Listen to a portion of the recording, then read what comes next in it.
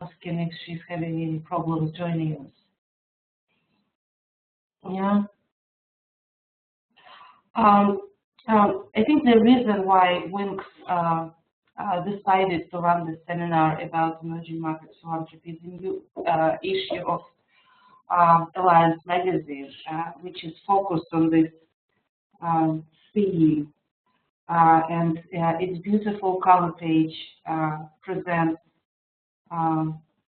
really kind of interesting and colorful fabric, obviously produced somewhere in one of the emerging markets. I think it's Guatemala, but it's also the third issue of Alliance focused on emerging markets philanthropy. Over the last, I think, 4 or 5 years, Alliance published now 3 issues, thematic issues on this broad theme.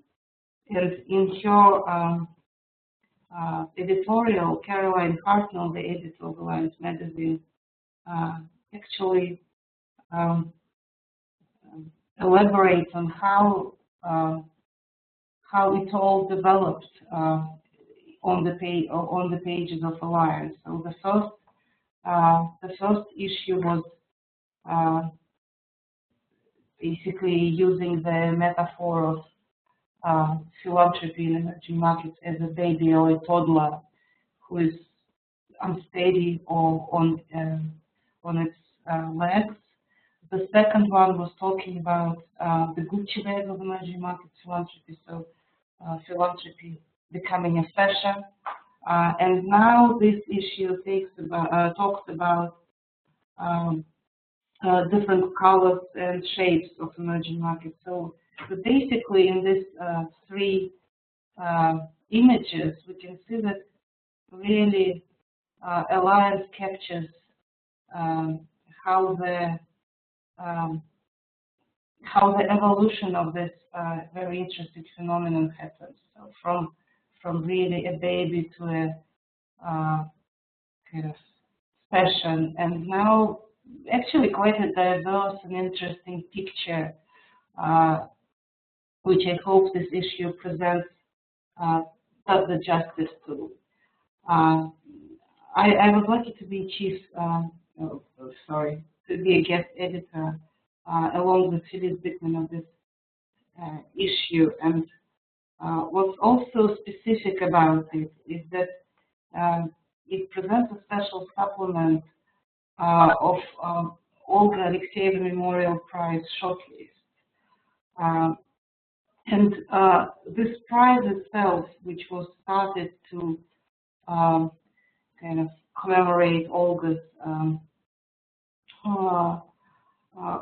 efforts to build the philanthropy in emerging market countries, but also to build the profile of it in the kind of established philanthropic community.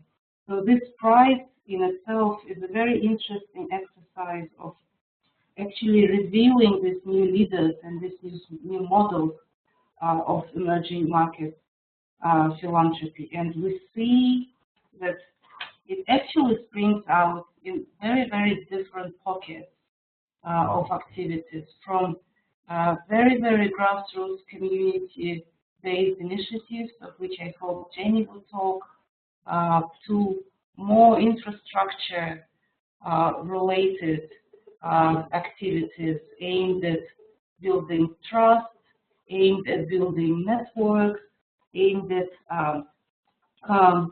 creating different conditions for developing for this philanthropy.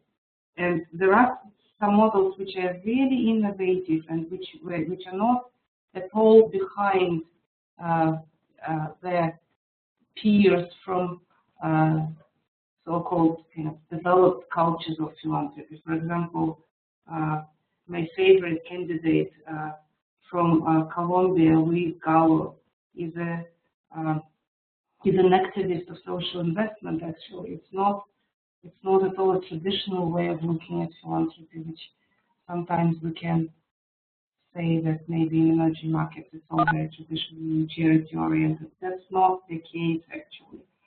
I really encourage you to have a look at this issue, and for this, unfortunately, you need to subscribe to Alliance Magazine, but believe me, it's worth it. Also, before I pass the floor to Jenny and Colleen, it would be very interesting to hear from you what kind of picture, what kind of a perception of emerging market philanthropy you have, because looking at the list of participants, I see that most of you come from kind of established philanthropic institutions based in established cultures of philanthropy. It's very, well, the last thing I want to do is to draw a deep division between emerging and established, because I don't think it's very productive. We need to speak about links rather than divisions. But it's really very interesting to hear how you perceive this phenomenon, what's interesting in it for you, and why at the end of the day you joined the seminar. Yeah, anybody wants to respond to this?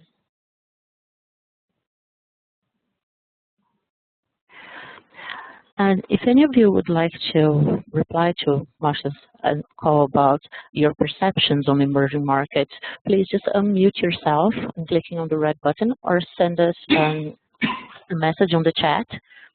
We can also go back to the question after the other two presentations to give you time to think about the issue and the topic.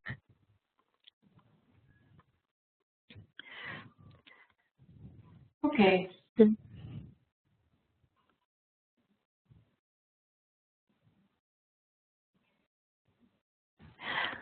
And so now you can see on your screen the nominees for the Olga Lixiba Prize, and Masha mentioned, and the link for the Alliance Magazine. Anyone can vote, and there are profiles on each nominee on the website. So we encourage all of you to take a look at it, because they are great profiles about what's happening on emerging markets in philanthropy.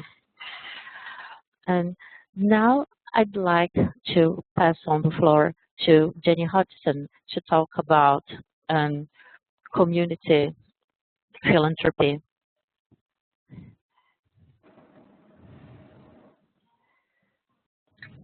Well, hello everybody. Thanks, Masha. Thanks, Anna. I hope everyone can hear me okay. I'm speaking to you today from Johannesburg. As Masha said, it seems quite appropriate that we're sitting talking about emerging markets philanthropy just as the BRICS summit is taking place in Durban, as part of sign of the changing geopolitical trends that are affecting this world, and which this philanthropic conversation is part of.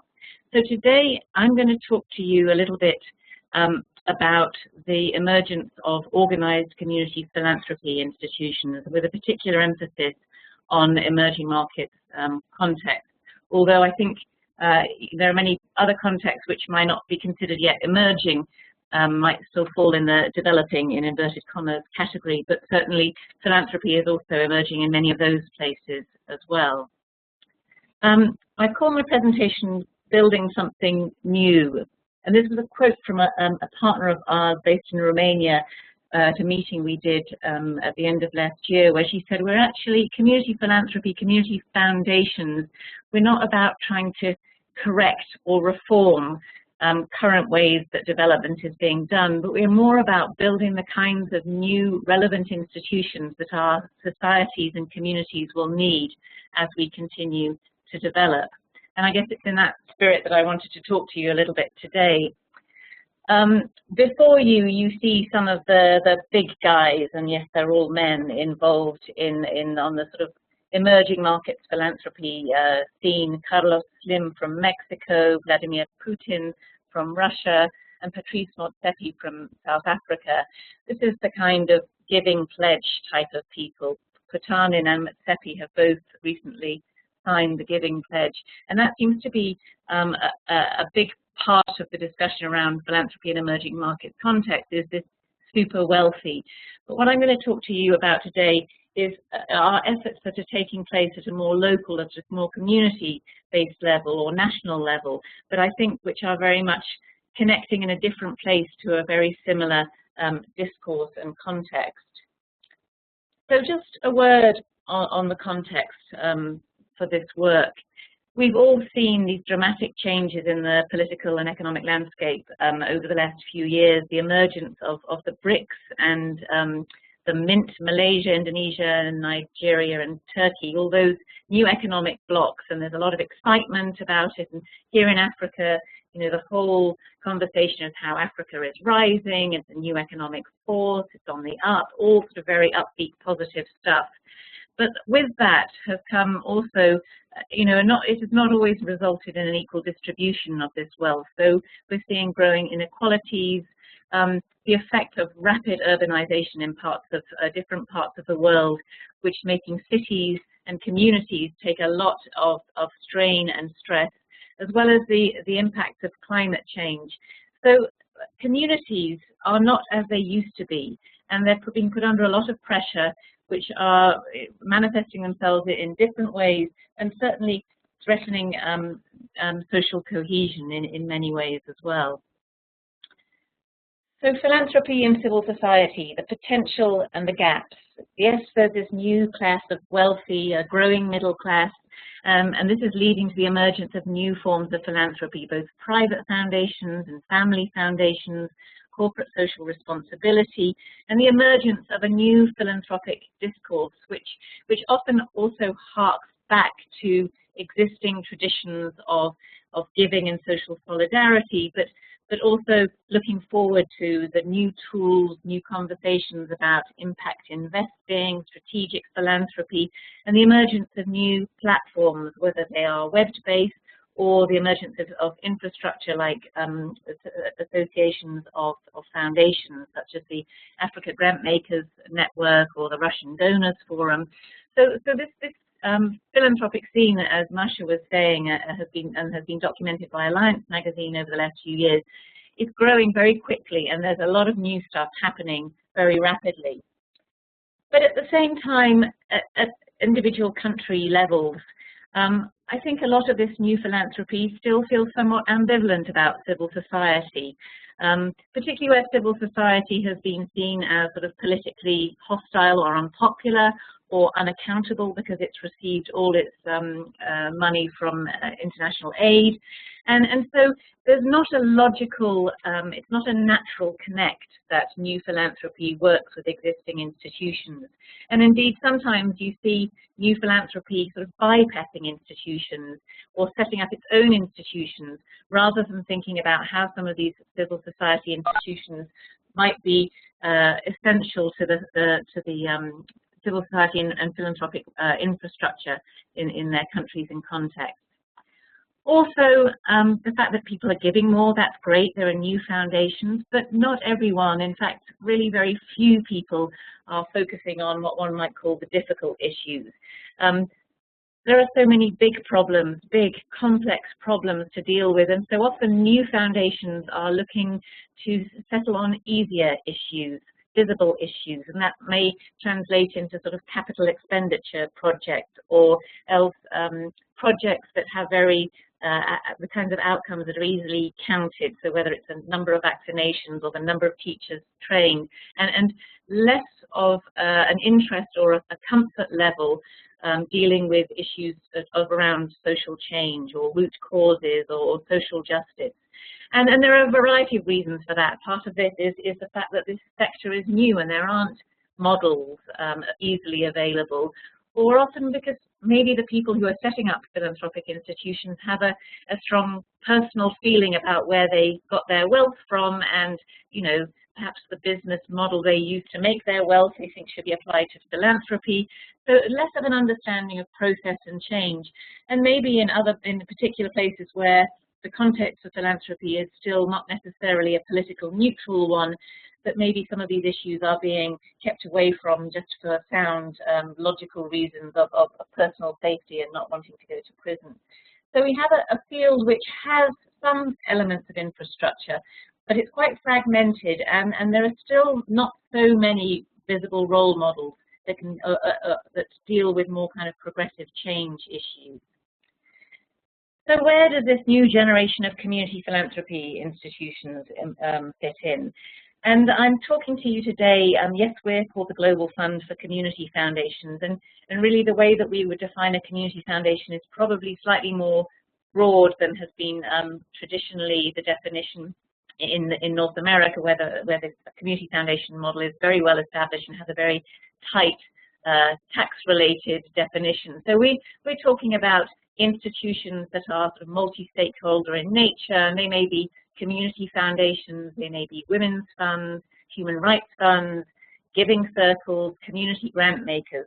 And this is a very young and emerging field with probably outside North America and Western Europe, the oldest community philanthropy institutions or community foundations most of them are no more than 20 years old, and the majority of organizations that we engage with through our grant making and convening activities are in the region of 4 to 7 years old. So this is a new field.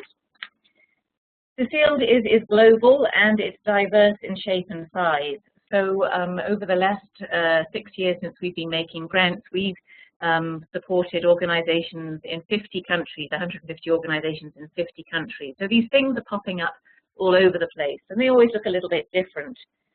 You see in front of you a picture of Ecom in Brazil, which was set up in the city of Florianopolis a few years back by a group of community activists and leaders concerned about the growing inequalities in the city of Florianopolis.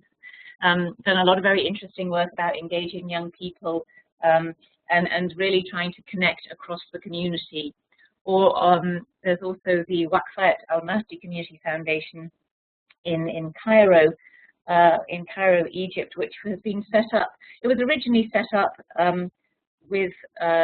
based on a piece of research which looked at how much giving happened in Egypt, and concluding that actually, although the perception was there was a lot of international aid going into Egypt, the amount of giving that happened within Egypt itself, whether religious or non-religious, was much larger than that. So this institution was set up to promote a progressive form of community development through the revival and modernization of the Islamic philanthropic practice of Waqf. It's a secular institution, but it's trying to dip back into this cultures of giving and social solidarity that have existed for many, many years in Egypt. Two more just quickly to give you a sense of these types of institutions. The Community Development Foundation from Western Cape in South Africa is a Cape Town-based institution which really emerged as the child of an NGO that had been working in early childhood development for many years during apartheid and then subsequently, but with a sense that actually early childhood development couldn't be looked at just on its own. It was all the issues to do with it were connected to larger issues affecting the way the community existed and some of the challenges that it dealt with. And CDF Western Cape has done a lot of work to try and bring young people into its programs, its ways of thinking, as not as beneficiaries, but as leaders, as co-colleagues, as part, so that people can have that sense of their own development. And the Lin Center in Vietnam, one of the board members of which has been nominated for the Olga Alexeyeva Prize, which Masha was mentioning earlier. The Lin Center is not a community foundation in the traditional sense, but playing a really important role in trying to connect people in Ho Chi Minh City. So young professionals, migrant workers. There's been a lot of movement of migration from rural areas into Ho Chi Minh City, and trying to facilitate giving, so getting people to give. Small amounts is fine, to volunteer their time, but really is a strategy for strengthening social cohesion in Ho Chi Minh City and finding ways in for people who are looking to engage in ways that are easier than they might be otherwise. So this field we're seeing is diverse and yet connected around a few key issues. At the end of last year, Barry Knight and I produced a report, you can see it on your screen, A Different Kind of Wealth, which was essentially a first sort of baseline of 20 community philanthropy institutions across Africa, from Egypt down to South Africa, to try and get a sense of what these institutions were about and what it was that they were really doing. And we called it a different kind of wealth because by and large, these institutions are financially small, and by traditional measures of the effectiveness of development and philanthropy, we usually focus on amounts of money, how much money was dispersed, how much money was raised. And what we found was that this group of institutions were asset poor often in terms of how much money they had in terms of annual budget, but asset rich in terms of how much they were mobilizing both money and beyond money. So if an organization raised $500, if that money was raised locally, it signified much more than just cash in terms of the kind of relationships, trust, the time spent convincing somebody to give to a local institution. And I would just go back to my earlier point that often new philanthropists, even whether they're large or small, are not naturally drawn to giving through institutions which they often perceive to be non-transparent, non-accountable. So there's the other things that these institutions have in common around the importance of local resources. And it's always to do with money at some level, so trying to promote a culture of philanthropy, a culture of engaged giving. So you give and you care how you give. You don't just give to alleviate your conscience and it's over, but really about these institutions trying to create a dialogue with the types of people that start to give to them and through them.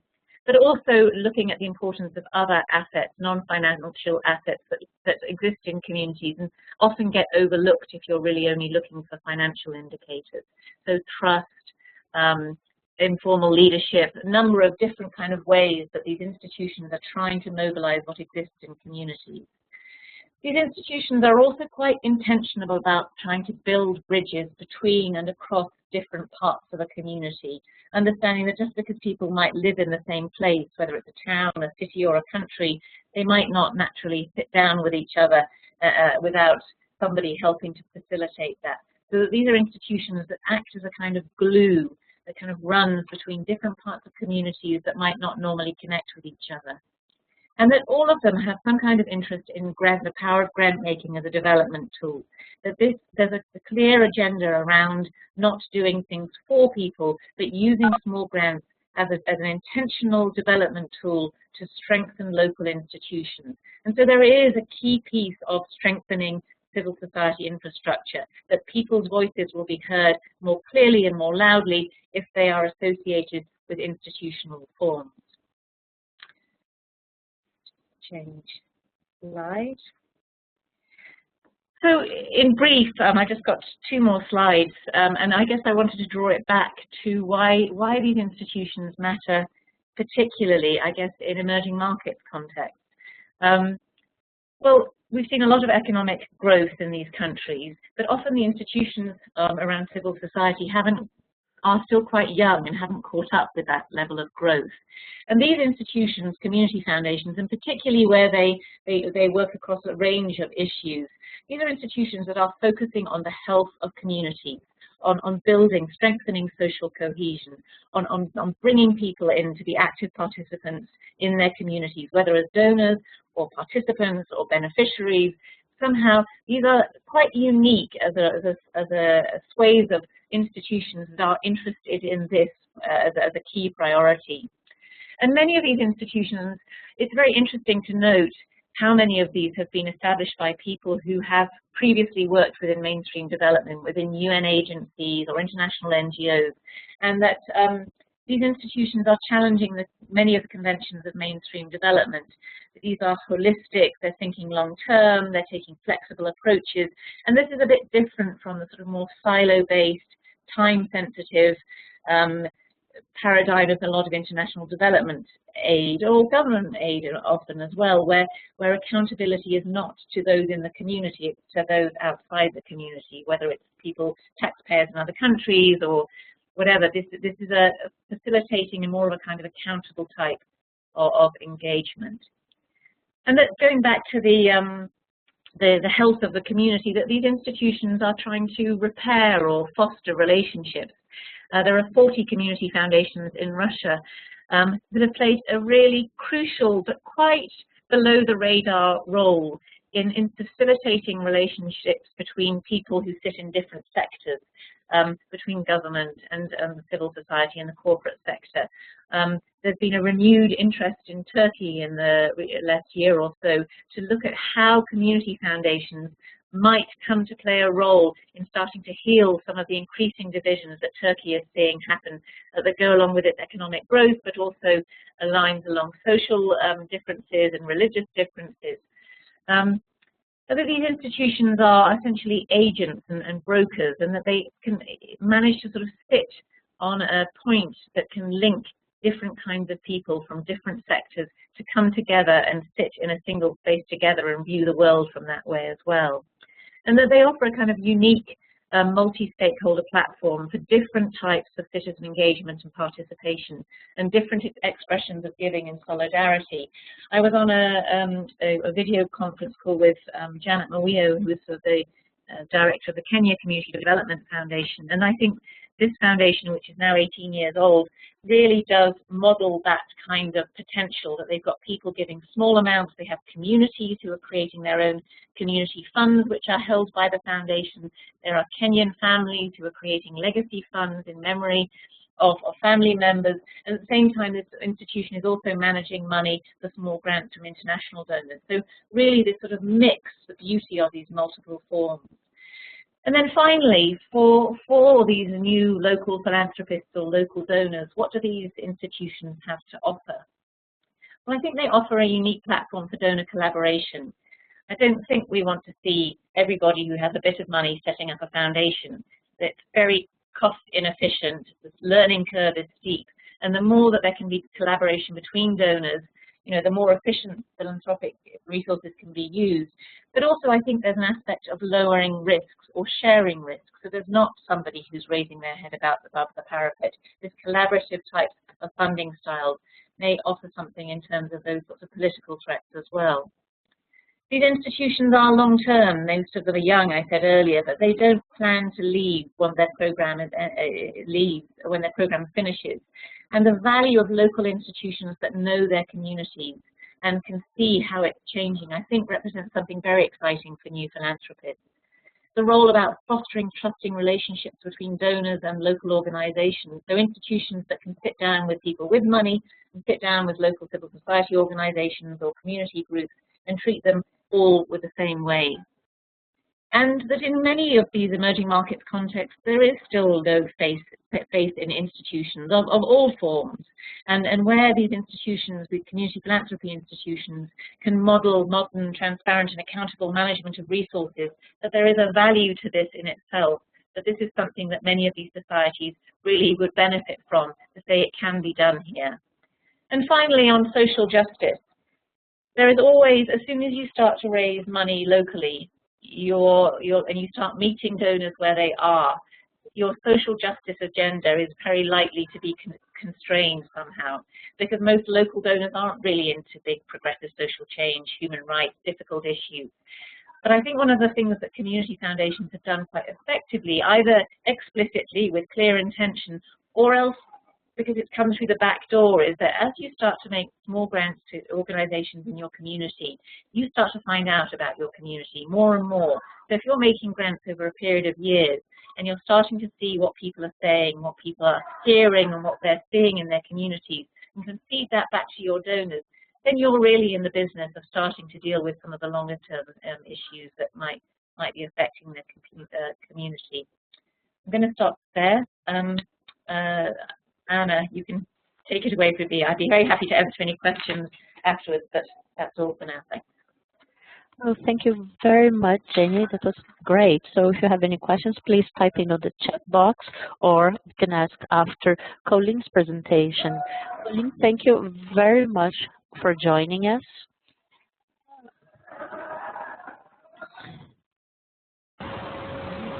Can you hear me? Hi, now we can hear you. Oh, good. Sorry I was late. Oh, that's absolutely fine. I got let down by the technology. I think all my expertise with it. Hi, everybody.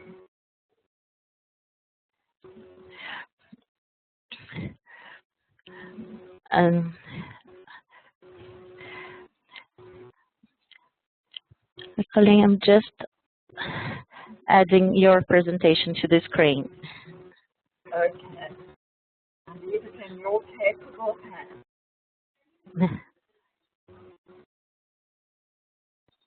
Okay. Tell me when you want me to start. Oh, whenever you're ready. Okay. Thank you. Okay. So, as I said, good afternoon, everyone, and thank you for having us. I got this list of potential topics from Anna, but I've been asked to talk about corporate philanthropy, or as we call it, corporate social investment in South Africa. So it's a very different sort of register to the things that Jenny has been discussing. And I'll just go through them one by one. First of all, the history of CSI. I think most people probably know that South Africa's money economy started with mining. And it seems that there always was some form of giving.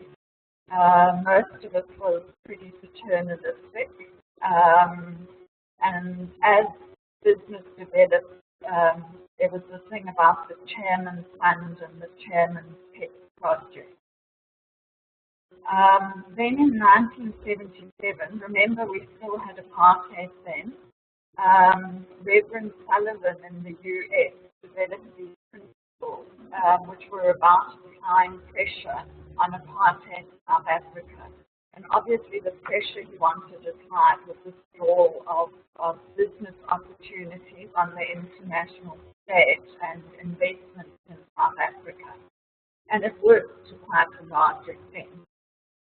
I won't go through them all, but the points that I've highlighted in red is obviously the important one for corporate social investment, CSI. And this was the beginning of more formalized approaches.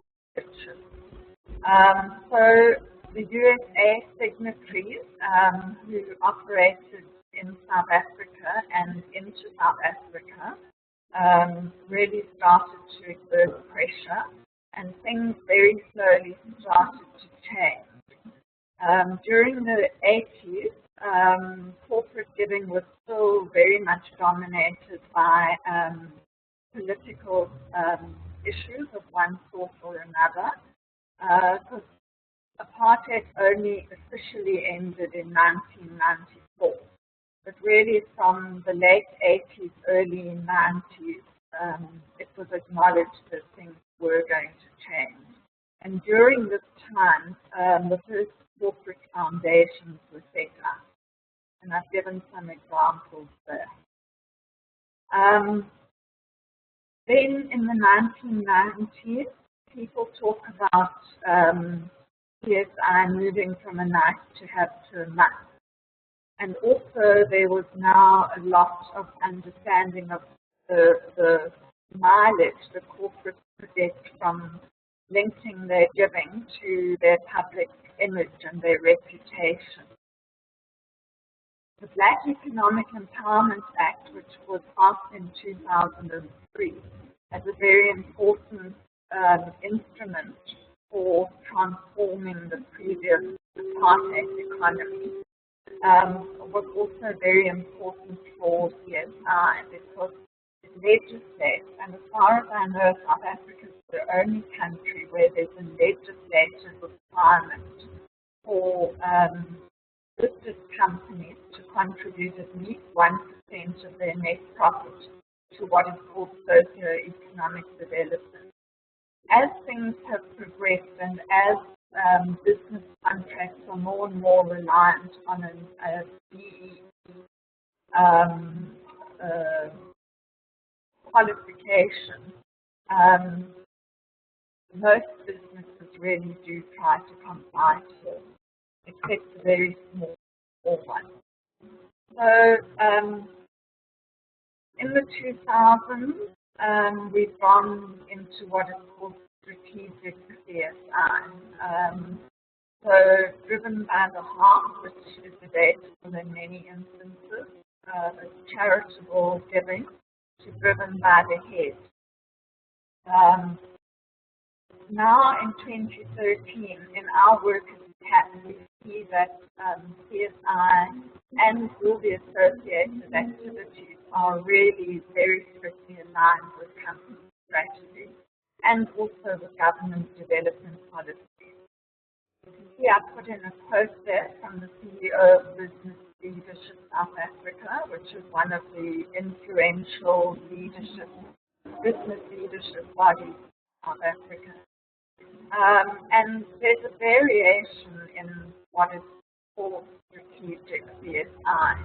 And the sort of most evolved of these in terms of really creating value for the business as well as society is what is called shared value programs. And of course, everyone speaks about sustainability, not in this instance in the environmental sense, but in the sense of ensuring effective social impact. The first thing to say is that we don't really have a lot of good information about any of the areas of giving in South Africa.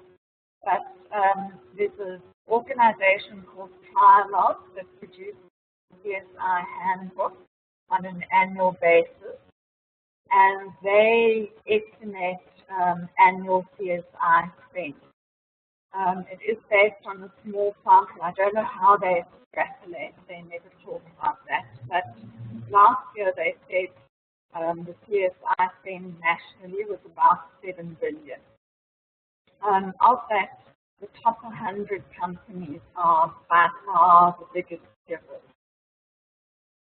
And in terms of focus areas, this isn't the greatest picture, but you can see that education receives the most CSI, and then social and community development or welfare issues, and then onwards down. Most areas of social development in South Africa receive some amount of CSI spend, but in terms of the changes that are mooted on the BEE Act, that is changing and it's not good for civil society. So I just put this in as a reality check because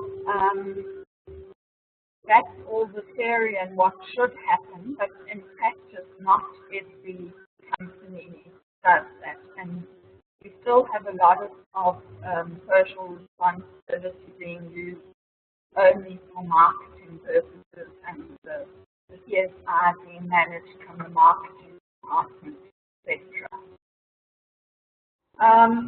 I was asked to talk about the difference between corporate and family foundations. In the way that they are legally structured, there's not much difference. However, the way they operate in society is different. I put Patrice Motsepe in here because I'm sure it's been reported around the world that he's the first South African who is signed up to the Giving Pledge. And the way he's going to do that is through his family foundation. He and his wife, Precious, have set up the Motsepe Family Foundation. and they are going to contribute large sums of the money that they acquire through their investment into that family foundation. Corporate foundations differ in the way that they are set up.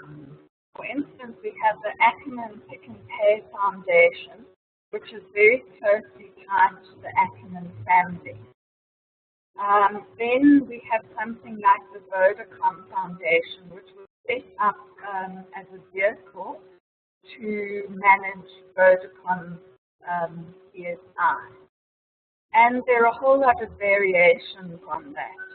So there's no one model. Some companies have foundations, some companies don't. Some company foundations are associated with the founders of the company, some aren't. Okay, in terms of corporate funding and government services, South Africa is part of BRICS. It's an emerging economy. It has all of the challenges of emerging economies, including that we now have the dubious honor of being apparently the most unequal society in the world, although that again has been challenged. But the reality is that we have a huge number of unemployed people and a lot of poverty. And we have a government that is not nearly as effective as it should be. So partnering with the business sector is very important to try and get some social development done. So we even have a public-private partnership act, which is governed through our national treasury. And then we have a lot of multi-sectoral partnerships, which obviously are about agreements and investments made in various ways between government, private sector, and civil society. A good example of these is in the health sector, and particularly in the HIV/AIDS arena. And public-private partnerships are usually around infrastructure development, but not always. You asked me to talk about CEE, Anna. It's quite complicated for people who aren't South African, so I'll just run through it. As I said earlier, this is one of the new democratic governor's key instrument to try to redress the inequities of apartheid. The Act and the associated scorecard and the code describe 7 areas which business has to measure itself against and fill in a scorecard every year. And as you can see, different areas of business, obviously ownership gets the most number of points, as well as preferential procurement, because both of those are about getting more black control into business. The one that we are mostly talking about here gets the least points, but this is where corporate social investment comes in. The SED pillar of Black economic empowerment doesn't cover the whole of the corporate social investment then. And this has been one of the controversial issues because in terms of the way SED is defined in the Act, it's about socio-economic development initiatives that facilitate sustainable economic inclusion for previously disadvantaged communities, 75% of whom must be Black. So obviously that leaves out quite a chunk of social development welfare activities that happen. And so this is one of the areas that is being debated in the proposed review of the code, which is very controversial. The reason that the Department of Trade and Industry has given for their decision to review the code has been mostly, and quite rightly, that the intended broad-based economic transformation has only benefited a minority of Black people who become very wealthy. And that's all exacerbated by the fact that we have a lot of tender and procurement corruption that's happening. So a small number of people have got very rich, but the majority of people are still very poor. So business and civil society have been in a panic about this proposed code. Business because the proposed changes put even more pressure on them, and the compliance is probably going to be very much more difficult. In terms of civil society, we think we've done very well because we argued, it was actually amazing last year the way civil society in South Africa, which has been slightly fragmented of late, just organizations got together and petitioned government to not make the changes in the Act and the codes that they had intended. Those changes were really about saying business could only give its social investment spend to organizations that were about commercial and economic enterprise, which of course is completely contrary to what civil society is about, especially in South Africa where there are literally thousands of community-based organizations that hold the fabric of poor communities together. So other codes and standards, there's quite a lot. People say it's very difficult to do business in South Africa. We're over-regulated. Again, that's a debatable point. So we have industry sector charters which were put in place to complement the DEE legislation. And they are really about protecting local communities, for example, where mining is taking place. They don't always work. I think the tragedy of Marikana shows that, for those that I'm sure the whole world heard about that, that's when the South African police gunned down over 30 people who were on strike from a mine just near Johannesburg. A very important code is the Third King Report on Corporate Governance, which has received international recognition as being a really good governance code. In terms of the social responsibility aspect of the code, it refers to the practice of Ubuntu, which is care for humanity in the African context. And then mostly the large companies subscribe to the GRI, as well as various other international codes. Services we provide to help foster CSI. Our overall purpose, and by the way, Anna asked me to talk about this, I'm not very think myself. We say that our purpose is to encourage a vibrant philanthropic culture.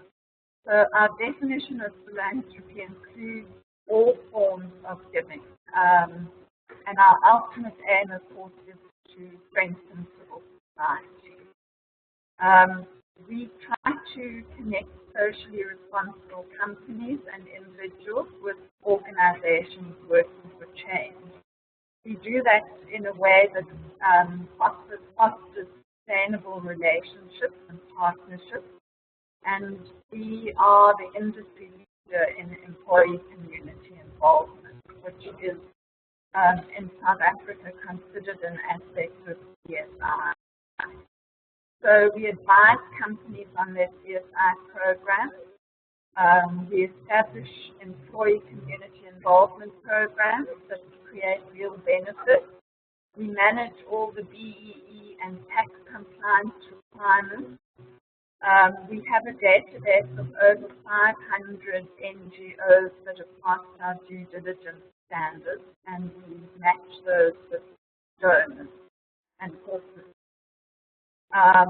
And then our advocacy I've already mentioned, and I'll leave it there. This has taken quite long, so I think I will stop, Anna, this slide, because I think it illustrates, I hope it illustrates what we try to do. Thanks very much. Oh, thank you so much, Colleen, for your presentation. So it's great to hear from you. So I know we just have a couple of minutes left, so please do feel free to ask our presenters questions on the chat or unmute yourself if you'd like to ask any questions. Meanwhile, I'd like to ask Masha if she has any remarks. I would like to first thank our presenters for this very, very interesting presentations. I think,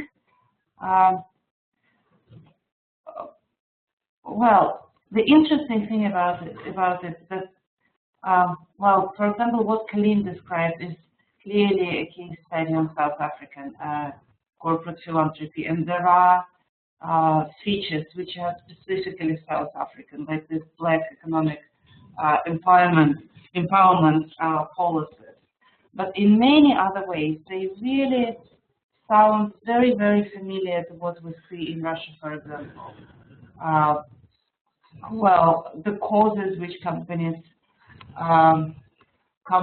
pick as the major priorities, like education and healthcare and social provision. This is clearly the priorities for Russian companies too. Also, this very, very uneasy shift from traditional cash, traditional checkbook, patronizing, giving, to more progressive agenda. And Jenny actually mentioned it too, that progressive agenda is very, very difficult to foster. Although emerging market countries seem to be kind of more exposed to really difficult economic and social problems, and this is where the infrastructure organizations like CAF in different places, Colleen, CAF Southern Africa is based in Johannesburg, or the organization for which Jenny works, the Global Fund for Community Foundation. This is where the infrastructure comes into place, and I think it's very much our role to not just develop giving, but to be really kind of insistent that this giving should have a progressive agenda, and that's a completely different kind of different point on our own agenda, developmental agenda, because we started with saying that, well, there should be a culture of philanthropy. People should give more. They should give, and they should give more. Now I think it's pretty much time to say that, well, there is a different giving. There is different giving, and the outcome of this giving could be very, very different depending on how this giving is organized and what causes people give to. And I think it's our role not to be indifferent here, but to kind of pave the way to strategic philanthropy, I don't know, progressive agenda, whatever you call it. It doesn't matter. So thanks both to Colleen and to Jamie for really highlighting this, because I see this as a real nerve of the current stage of development, at least in the countries where, well, I'm familiar with the situation more or less. I think we need to hear comments and questions from our participants. And well, actually, it's 10 a.m. now. Well, actually, in São Paulo, we've been talking for hours because it's such an engaging topic. So we might have time for 1 or 2 questions. Otherwise, you can just email me questions, actually, and I'll make sure our presenters get them and reply to them. And I'll add those questions to the web page of the webinar, which will be on WING's website. So you can email our info@wingsweb.org that's on the screen right now. And yeah, just email any questions and I'll make sure they are answered and published afterwards, if that's okay with everyone. I'd like to thank you in the name of WINGS, our presenters. It was great webinar, very thorough presentations. I'm sure everyone just learned a lot about philanthropy in emerging markets. Finally, I'll just pass it on to Masha for her final remarks. Yeah, so we're skipping the questions, right? That's a shame, but anyway. The final thing I wanted to say that, well, apart from the magazine from which we started, which is, I think, really a highlight of this year for the philanthropic community, I would like to invite you once again to vote. First read about them and then vote for the shortlisted candidates of the Olga Alexeyeva Memorial Prize. It's all presented on the Alliance magazine website, and the judges are working on their decision this minute. So this vote can really, well, provide the feedback from the broader philanthropic community on who is deserving this first award of its kind. And finally, well, you can consider this as an invitation or as an information as you wish. A whole lot of emerging market philanthropy leaders, if I may say so, are organizing a forum on emerging markets philanthropy, which will take place in July in Russia, in a place called Peterhof, which is very close to St. Petersburg. And this is an invitation-only event, but we're very, very open to considering suggestions for this invitation. So if any of you is interested in attending or suggesting people who could attend, please do so. The website of the forum is emergingforum.org. I don't know if we can somehow demonstrate it on the well on the screen of this webinar, but anyway, the information is also available on Alliance website and I guess on the WINGS website.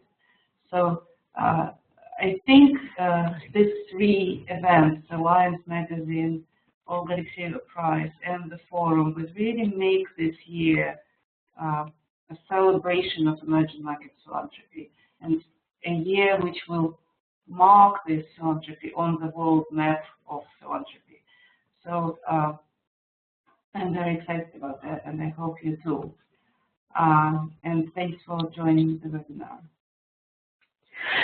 Thank you very much, Masha. Thank you, everyone. All this information will be available on WING's website. And if you have any questions, please do send us an email. Thank you.